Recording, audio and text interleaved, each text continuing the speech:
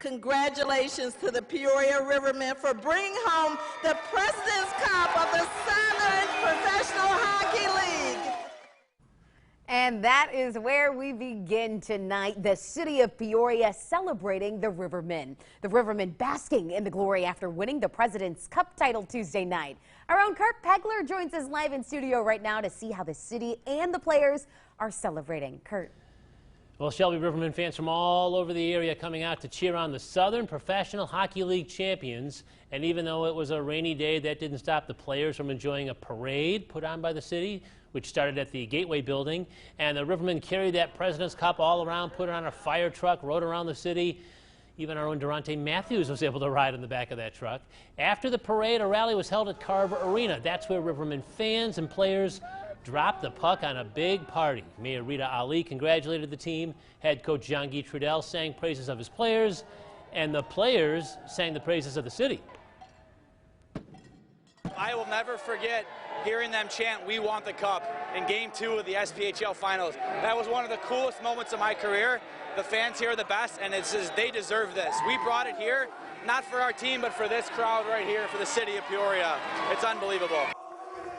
Fans got a shot at taking a picture with the President's Cup tonight. We'll show you some of that and have much more with the SPHL champion Rivermen on Sports Extra at 10:25. Shelby. Kurt, thank you so much.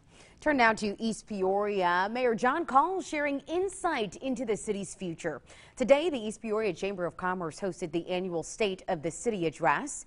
Mayor Call highlighted the city's budget as well as the capital plan. He says over the course of the next year, the community will see work on a number of new projects. That includes a new fire station on Illinois Central College's campus, which is expected to open next fall or summer. And $6 million will also be invested into the East Side Center, adding 4 new courts and 2 turf fields to the facility. Call also says he hopes to construct a new East Peoria police station within the next 5 years. In December, a space needs study was conducted on the project. The Galesburg community coming together today to honor the life of a fallen hero. Knox County Sheriff's Deputy Nick Wiest. Wiest was hit and killed by a car last Friday while trying to stop a man fleeing police. Now 50 stars and 13 stripes lining Fremont Street in Galesburg. That's what the town will see at Deputy Nicholas Wiest's procession tomorrow. Today, about 200 people gathering in front of Galesburg High School to hammer those flags in for him. I remember the day that we interviewed Nick, and he was just going to be a tremendous deputy. We knew he would, and he was. He was a fantastic guy, and he's going to be missed by a lot of people, and this is my way of honoring him. And a public memorial service is set for him tomorrow at 2 p.m. It'll be at Galesburg High School. The memorial service will also be live streamed on the high school's YouTube channel. Rescue operations are underway in Havana after a powerful explosion apparently caused by a gas leak blew away much of the outer walls from a 5-star hotel. Take a look at this incredible video. Officials reported at least 8 people had died and 40 people were injured in the incident in the heart of Cuba's capital. No tourists were staying at the 96-room Hotel Saratoga because it was undergoing renovations. In the Twin Cities, students at Illinois State will pay 4.5% more for a meal plan and anywhere from 3 to 4.5% more to live on campus. WMBD's Austin Schick shows us why ISU officials believe they need the money, including those hikes to tuition. Illinois State University points to higher operational costs as a reason students will pay more to attend classes next year.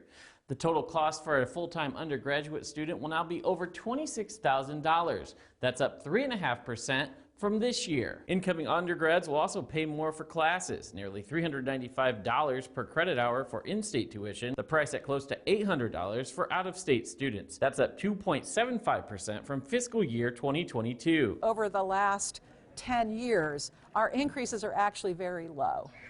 Put that with the fact that we get the lowest amount of funding on a per student basis in the state by 40%, you know, we have certain constraints that we have to work under without ever impacting the quality of our programs. All students will also see a 3% increase in their mandatory fees for campus services. That rate will now be $111 per credit hour enrolled. In the Twin Cities Newsroom, I'm Austin Schick. In a health alert now, the FDA imposing some new restrictions on the Johnson & Johnson COVID-19 vaccine, essentially saying that it should only be used as a last resort. This comes because of the risk of blood clots, which CBS News reports are rare but can be deadly.